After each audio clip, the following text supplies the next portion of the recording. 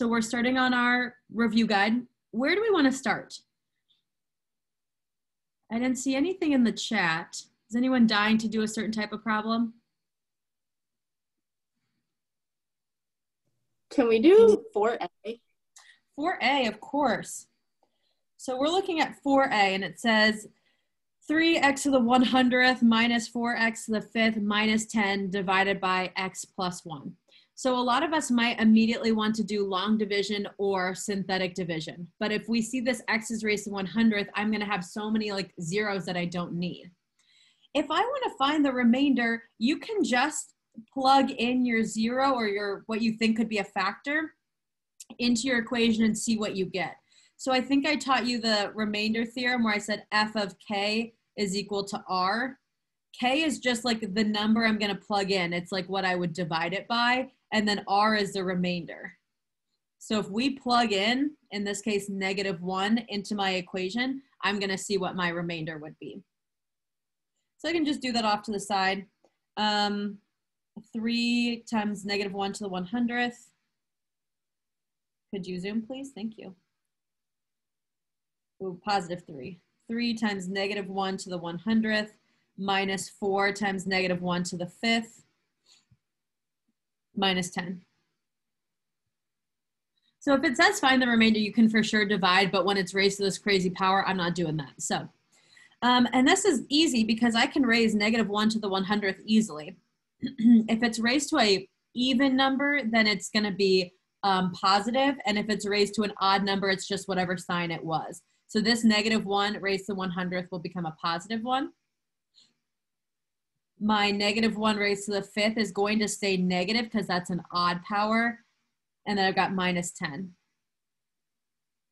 And then I just do my little multiplying. 3 times 1 is 3. -4 times -1 is +4 minus 10. That gives me 7 minus 10, which should give me -3. Wait, did you say that if it's an even power, you can change the thing in the parentheses to a positive? If it's an even power, any number raised to an even power will stay positive. Good question. Okay. And then an odd power will just reflect whatever sign it is. So this was negative, it just stays negative. Good question. And that's the same idea for the next one. We're still going to plug -1 in for all of my x's. All right, what else can I talk about? For number 11, how are we supposed to do that without a calculator? Great question, Ava. So without a calculator, I gave you this little quadratic equation. It reflects a parabola. We know that this would look like this, kind of like up and then throwing down. So normally we'd go to our calculator and we'd find our max. However, we can find that max by knowing what we know about parabolas. I know that in a parabola, this is my max or my vertex.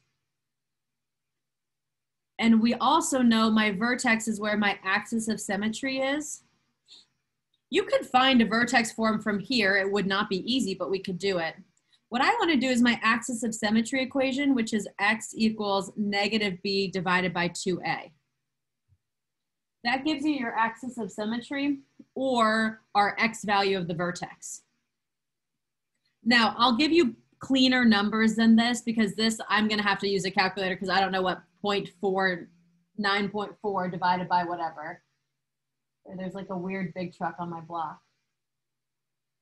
Whatever. Okay. I don't know how to divide that in my head, but I'll give you clean numbers like 2 and 4 and 6 that you can easily multiply and divide. So. Wait, so for that type of problem, we're not going to be able to use our calculator? Mm-hmm. Okay.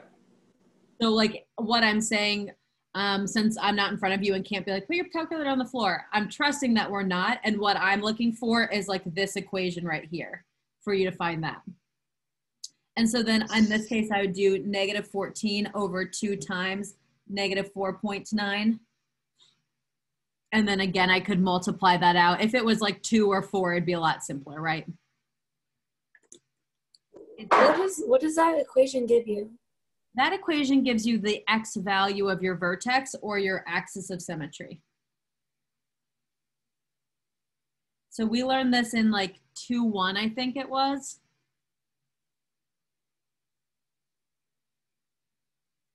You also can complete the square, which is exactly what this is doing. This is just finding the X version. I just don't want to play games when it looks like that. I think this is easier to know. And so it says, when will it reach its highest elevation? This is going to give me my X value, so that's going to tell me when. Letter B says, what is the maximum height? Whatever I get here for my X, I can plug that in to find my Y, which is my height. And then Wait, what do you plug in? I couldn't see what you were doing. oh, I just haven't done anything. I would have to find out what this answer is. So again, I said I'd give you easier numbers. It's -10/7. Is it positive or negative? I think I had negative divided by a negative.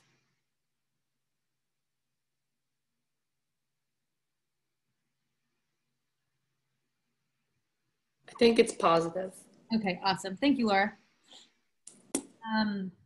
So now I have, this is my X value. So this is what time will we reach our highest elevation. So like 10/7 seconds is when. And so what is the maximum height? We're going to plug 10/7 in to my equation. -4.9 times 10/7 squared plus 14/10 times 10/7 plus 30.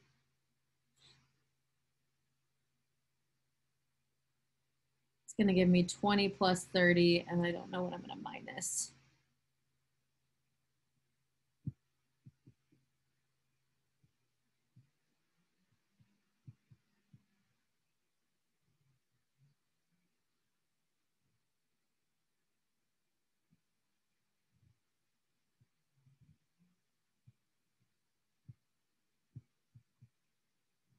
I think I'm minusing 10.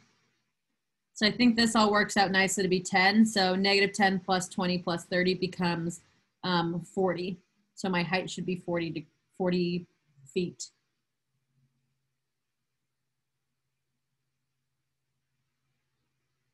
The biggest thing for letters A and B is you just have to know that highlighted formula. A equals -b/2a. X equals -b/2a. We have to memorize that? Mm-hmm. Okay.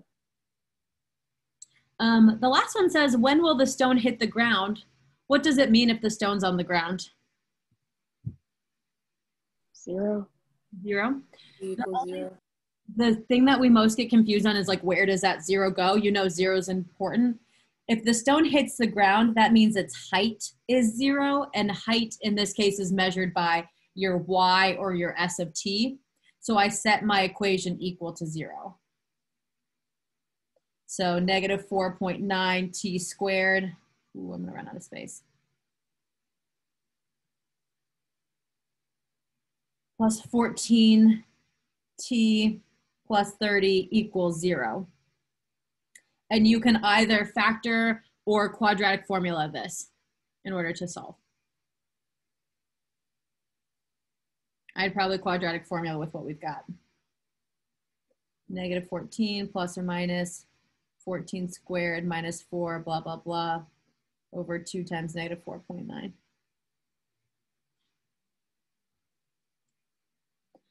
Do we feel a little bit better about the process on that one? Yeah. Kind of. What else?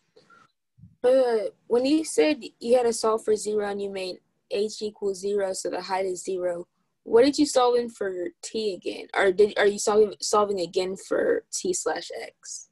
I'm finding the t/x because it says when will the stone hit the ground. So when is in time, which is my x.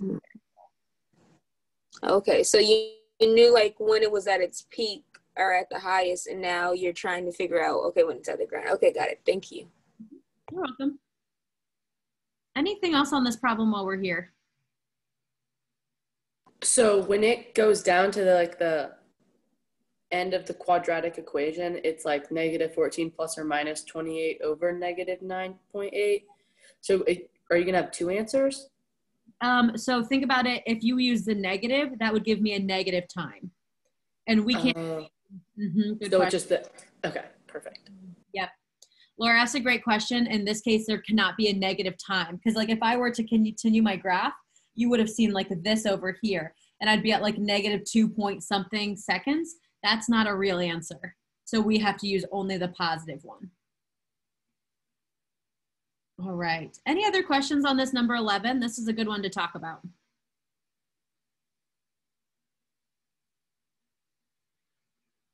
All right. What else?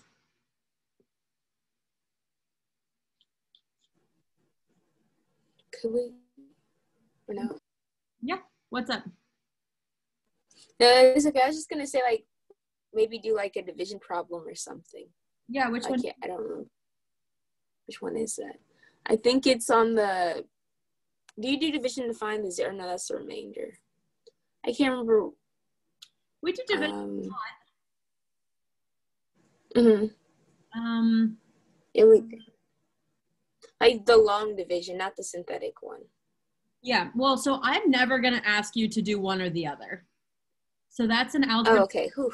When I taught algebra 2, I said solve using this division, solve using that division. We've made it to pre-cal. I want you to think of everything we've learned as a tool, and you get to just pick which tool you want. So I will never make you do long division. Okay then. Thank you. You still want to do a division, or are you okay? I mean, we can still do one. I mean, I'm not too strong in it, but okay. So like number 3 is a division problem. We can do that. You want to do it synthetically or long division, Kirsten? long division. Well, yeah. You'll get the same answer either way. Also, as you can see, that it's best to do your work on a separate sheet of paper because my work looks like crazy and I'm erasing a ton of stuff to show everything. So I would do all your work on a separate sheet of paper. So we're gonna have x minus 2, and then we're gonna do x, or 3x to the 4th plus 9x squared. Ooh, I have to leave a space if it's x to the 4th and then x squared.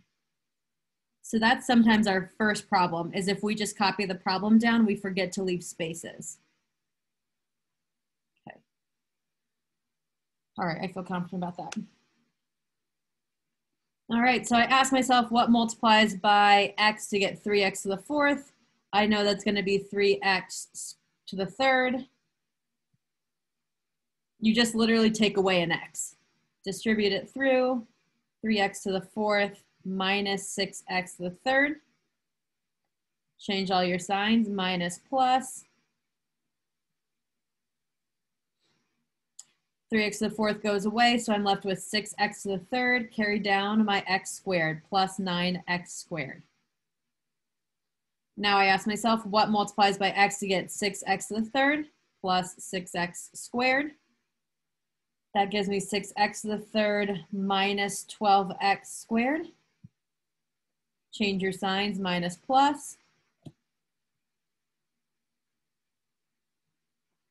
Cross out my x cubes and I get, it looks like an ugly number, 21x squared. Bring down my 8.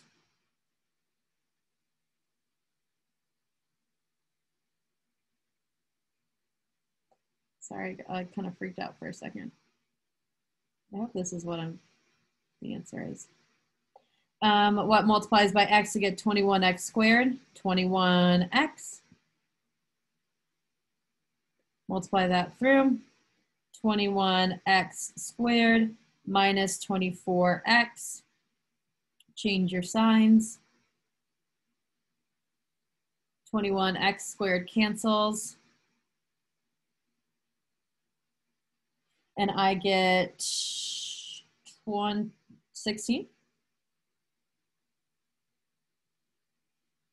Am I doing it right?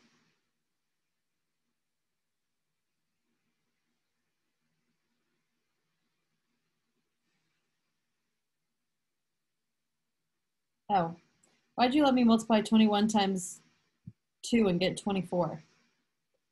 That's 42. You guys are at home like, what is Miss White doing? She's crazy. So I get 34x. That's just a mental math mistake, my fault.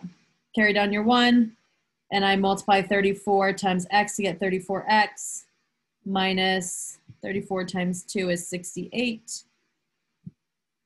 Change signs, minus plus. Cancel, and I get a remainder of 69. So I wanted this whole expression and my remainder. I know that was a little fast, but this is recorded, so you can always go back and watch it if you need to. Can you do 1B? Because I don't know if I'm foiling that right. Yeah. Any questions on my division 1 before I move on? All right, so 1B, it says my polynomial function whose zeros are 2 and then x minus, 5 minus I. So if we know it's a 0, then I know I can write it as like x minus that number, x minus, 5 minus I. But if it's a complex number, you also need its conjugate. So I also need its x minus 5 plus I. The only difference is sometimes I've said like containing the point. So I did that for the parabola on the next one, which means that we need to stick an A in here. And then I'd plug in for X and Y. So there's one like this, just like this on your homework. That's 2, 5. And I made you plug it all in. But if I don't tell you what point it contains, you don't have to worry about it. We just can leave it. We can do this. And if I ask you to multiply it out, then we'll FOIL it out. If I don't, you can just leave it in this form. Does that help, Ava? Yeah, but are you going to ask on the test to FOIL that out? Maybe. Should multiply it all out? Yeah, can you do that? Because I don't know if I'm doing it right. Yeah. Let me bring this down. Dear God. Worksheet's going to look like a disaster. Okay. Okay. So if I'm going to FOIL it out, I'm going to start with the I's. This is another thing is if you have an I in your answer, you know that you need to have 2 I's in order for it to cancel out. So if you, especially like on the quiz, some of us had like I in your answer. I is not acceptable. We've never seen I before. It just is imaginary, it goes away. So first thing I would probably do is like simplify this right here. So I'd have like x minus 5 plus I, and then x minus 5 minus I. And then I would just multiply through. So I'd multiply x by everything in the second parentheses. Multiply negative 5 times everything in the second parentheses. Multiply I times everything in the second parentheses. I'm just bringing this x minus 2 down so I don't forget about it. And when I have this many pieces, I kind of like make a column and I stack them up on top of each other. So I've got x squared minus 5x minus xi. If I have any terms that are similar to that, I'm going to stack it underneath it. So next I'm going to do negative 5 times everything. Negative 5 times x is negative 5x. Negative 5 times negative 5 is plus 25. I put that at the end because it doesn't have any friends yet. And then negative 5 times negative I, he also doesn't have any friends, so I'll leave him at the end. Positive 5i. Got a lot of pieces, but I promise this next step we'll start cleaning it up. I times x is plus xi. Ooh, nice. Those will cross out. I times negative 5 is minus 5i. Ooh, nice. Those cancel out. And then negative I times positive I is plus I squared. I put plus I squared under 25 because we know I squared is the same thing as negative 1. So now I've got x squared. Wait, I thought that'd be negative I squared. Ooh, it would, because it's a positive I. Good, Ava. So negative I squared would become plus 1, right? So this is like plus 1 instead. Negative 5x minus 5x is negative 10x, and then I've got plus 26. So that's all just from this. I still haven't done anything to my x minus 2, so I got to bring him down and multiply him through 2. Distribute him. I've got x times everything, x to the third minus 10x squared plus 26x. And then I've got negative 2 times everything, so negative 2x squared plus 20x minus 52. x to the third minus 12x squared plus 46x minus 52. The hardest thing is multiplying with these imaginary numbers when it's not just like 5i. If it was like x plus 5i and x minus 5i, that's way easier. But when I've got the three parts, you just got to be really careful because you saw I messed up at least once, if not twice. Wait, where did you get the 2x, the one underneath the green equation? So that comes from when I multiplied negative 2 times everything. Negative 2 times x squared, negative 2 times negative 10x. Oh, all right. Does that help clear it up a little bit, Ava? Yeah. Awesome.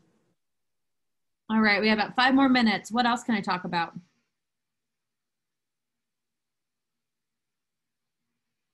How are we on the word problems? Can we go over a couple of those? Like, what was the one? It was. Which one do you want to look at?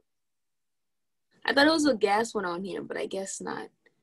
But like, I feel like I was confused. Like, I never know which ones to plug in for. Like, when I get the numbers, I don't know who's supposed to be the constant and who's supposed to be the variable. So those are like direct variation ones, and it looks like those didn't make it on here. Okay. Cool. The one that we tend to have troubles with is number 12. Should we do number 12? Or are we okay there? Yeah, let's do it. We can do number 12. Okay. It says, there's one like this on your homework, and we did a couple in class. This was from section 2.1.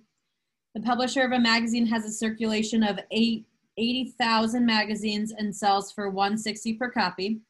They decide to raise the price of the magazine. They will lose 10,000 readers for every 40 cent increase in price. So this was the type of problem where we had 2 parentheses. One was like books, or what was it? I don't remember what other examples we did. In this case, it would be like magazines. It's like physical objects. And then the second one is money. So we're going to think about like, what are we doing now? And then what will the change be when we raise the price or decrease the price or do something? Right now, we're selling 80,000 magazines. So 80,000 magazines. And then it says if we increase the price, we'll lose 10,000 readers for every price increase. So we're losing, which means that we're minusing 10,000 per price increase. 80,000 minus 10,000x. Everyone okay so far? Then it says it sells for $1.60 per copy, and it's going to increase 40% like each, or sorry, not 40%, 40 cents each increase. So right now we're selling for $1.60. That's what we're doing right now if nothing happened. And then if we change it, we're increasing the price by 40 cents. This one is a bolded problem, so it means that we have to use our calculator. If you don't have the equation though, the calculator really won't help you. So this is a type of like problem that we've seen a lot. And if you can make the equation, it's pretty easy to plug in the calculator, find the max, blah, blah, blah.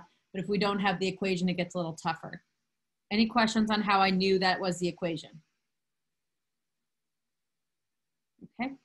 I don't know what the answer is, but it's on the answer key. Again, I posted 2, one from this year, one from last year. The only reason I posted 2 is the one that was from last year, the one that's written on Notability, said number 14, do not do. And we actually know how to do number 14.